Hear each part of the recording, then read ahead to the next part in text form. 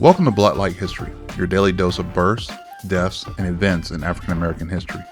I'm your host, Adrian. It's July 24th. I'm glad you're here. Let's get into it. We begin in 1651, a time when the legal landscape of the American colonies was still evolving. On this day of that year, a black man named Anthony Johnson legally purchased 250 acres of land in Northampton County, Virginia. Now, Johnson was a former indentured servant. He had arrived in the colony decades earlier, around 1621, and eventually gained his freedom. His purchase of land and later his ownership of indentured servants, both black and white, is a significant historical point. Some individuals and groups have attempted to use Anthony Johnson's story to argue that black people initiated slavery in America. However, this interpretation misrepresents the broader historical context. While Anthony Johnson, as a free black man, did participate in the economic system of his time, including owning indentured servants, his case was an anomaly in a system that was rapidly hardening into racialized chattel slavery. The vast majority of enslaved people in the colonies were black, and their enslavement was based on race, not on a temporary contract. Johnson's story highlights the fluidity of early colonial society, but does not negate the systemic and racialized nature of slavery as it developed in America. Born on this day in 1807 in New York City, Ira Aldridge was a groundbreaking African-American Shakespearean actor who achieved international acclaim, facing significant racial discrimination in the United States. Aldridge immigrated to England in the 1820s. He quickly rose to prominence, performing in major theaters across Europe. His career was extensive, taking him to countries like Germany, Russia, and Poland, where he often performed for royalty. Aldridge was celebrated for his powerful and nuanced interpretation of roles like Othello, King Lear, and Macbeth. He challenged the racial prejudices of the time by demonstrating the artistic capabilities of black performers. His significance to black history is immense. He shattered barriers in the performing arts and became a symbol of black excellence on the global stage, paving the way for future generations of black actors. Born on this day in 1914, Dr. Kenneth Clark, a transformative figure in American psychology and civil rights. Clark earned his bachelor's degree from Howard University in 1935, his master's from Howard in 1936, and his PhD in experimental psychology from Columbia University in 1940. He was a proud member of Kappa Alpha Psi fraternity. Dr. Clark's career was dedicated to understanding the psychological impact of racism and segregation. Alongside his wife, Mamie Phipps Clark, he conducted groundbreaking doll experiments which demonstrated the harmful effects of segregation on the self-esteem of black children. These studies were instrumental in the landmark 1954 Supreme Court case Brown versus the Board of Education, which declared state-sponsored segregation in public schools unconstitutional. Clark was the first black president of the American Psychological Association and the first black tenured professor at the City University of New York system. His accomplishments include numerous scholarly publications and relentless advocacy for social justice. The NAACP awarded Clark the Spingarn Medal. Columbia University awarded Clark an honorary doctorate, and both he and his wife each received Nicholas Murray Butler silver medals. Dr. Clark received a Presidential Medal of Freedom in 1986, solidifying his legacy as a titan in both academia and the civil rights movement. On this day in 1919, another horrific act of racial violence occurred in Texas. 28-year-old Shelton Jennings, a black man, was lynched in Ferris, Texas after being accused of assaulting a white woman. A mob of up to 1,000 broke down the doors to the jail with sledgehammers and seized Jennings. A rope was tied around his neck and the man was dragged behind a horse to the town square where he was hung. His body was left for several hours before being cut down. This lynching took place during what is known as the Red Summer, a period in 1919 characterized by widespread racial violence and riots across the United States, often fueled by racial tensions following World War I. On this day in 1922, the state of Georgia witnessed another lynching. William Anderson, a black man, was lynched in Newton County. He was accused of attacking a white woman. As was tragically common, the accusation led to immediate mob action, and Anderson was murdered without due process. A group of 4 men had found Anderson and chained him in the back of a car. While waiting to hand him over to the authorities, an unknown man stole the car and drove off with Anderson still inside. His body was later found on the side of the road, riddled with bullets.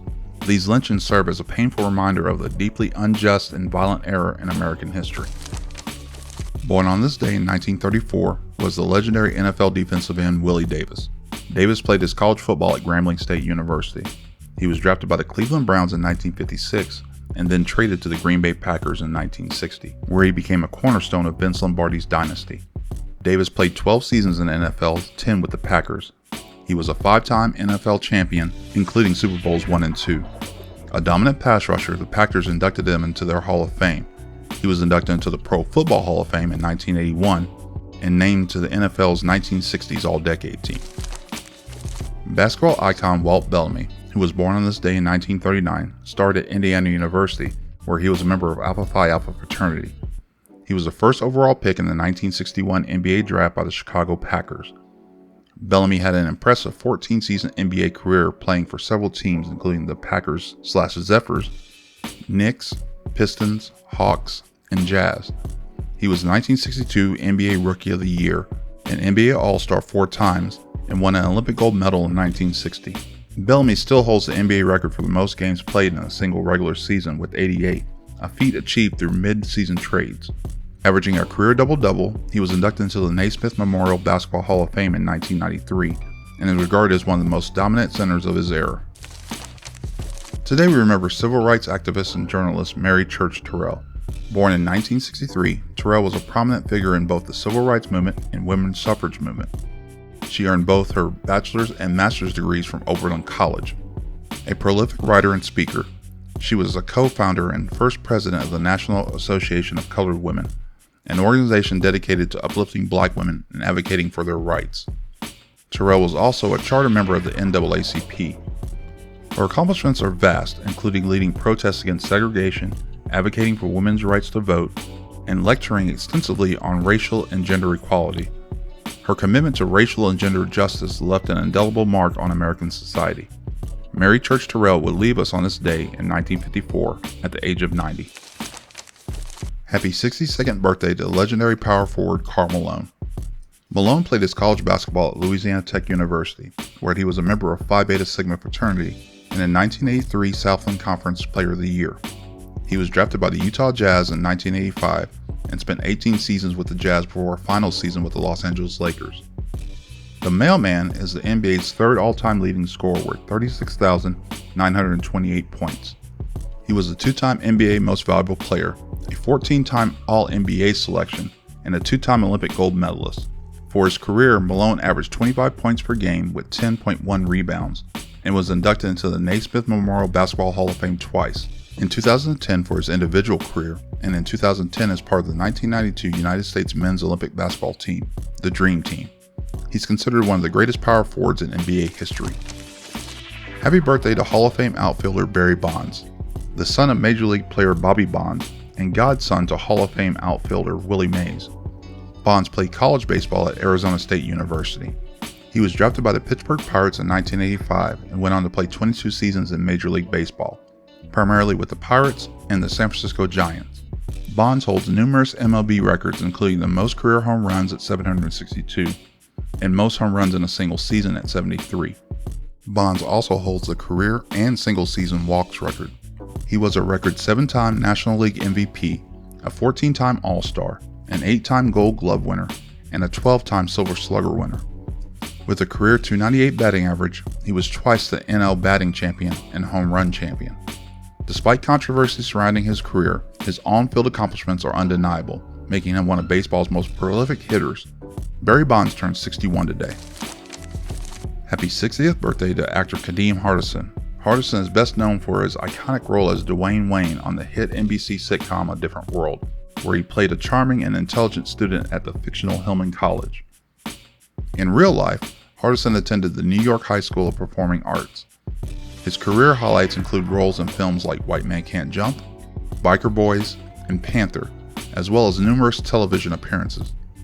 His portrayal of Dwayne Wayne earned him widespread recognition and became a cultural touchstone for a generation. Currently, Hardison continues to act in both film and television, with recent work including recurring roles in popular series.